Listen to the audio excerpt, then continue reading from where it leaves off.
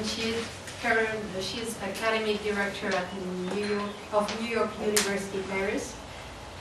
Her research focuses on the implementation of integration policies in France in connection with development of suburbs in Paris region, as well as French-American perspective on the history of meanings of race. And she's going to speak about the idea that in defense of social mixing, Cosmopolitan show from below. Thank you very much. Thank you also to the organizers of this conference. Very delighted to be here. I'm bringing a very different perspective here, addressing a different set of concerns. Just to let you know, this is sort of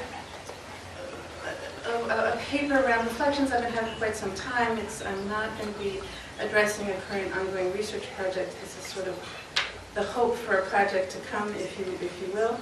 I'm an anthropologist. My work, as mentioned, focuses on integration, problems of integration in France. And I'm particularly interested in this, is what I'm starting to talk about here, different conceptualizations around race in France and the United States, and thinking how that coming together can perhaps be a productive medium. And I'm going to read a paper, I hope you don't mind. Voilà. This is a paper about mixité sociale, the French urban policy of social mixing. An objective of the French state since at least the 1950s, social mixing has been central to the development of the post-war French suburbs.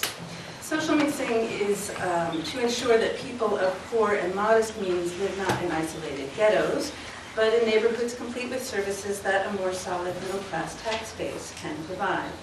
It's thus considered a force for social progress, while at the same time it signals the regressive politics of a paternalistic state that chooses, precisely through the mechanisms articulated in the name of the loftier goals of redistribution, who or what should go into the collective pot, and in what doses.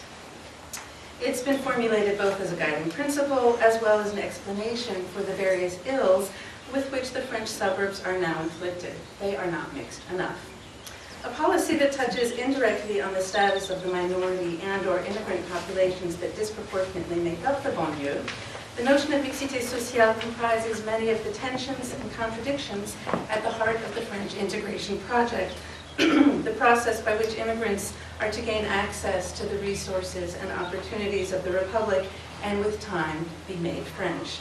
Social mixing is a concept then that both conflates and acts on questions of cultural difference, or perhaps more appropriately, social legitimacy and social class, sitting at the center of the nexus of issues around which questions of immigration, difference, and social justice are currently being debated in France. As chance would have it, on the day that I sat down to write this paper, I read the following headline in Le Monde. Un office HLM devant le tribunal pour discrimination raciale, l'affaire met en lumière les pratiques de bailleurs face au flou de la notion de mixité sociale. The article recounts the decision of a certain Monsieur Thieboyou, of Ivoirian origin, to sue an HLM agency which, citing the goal of mixité sociale as justification, had not granted him an apartment. He was of African origin, and there were already lots of blacks in the building, the HLM agent is alleged to have said. In a sidebar accompanying the article, we read in an interview with Christophe Guilly, a geographe, that the difficulty is that the word mixité implies, without saying it, an ethnic dimension that, officially in France, does not exist. This, many will argue, is the crux of the problem, whether it be social mixing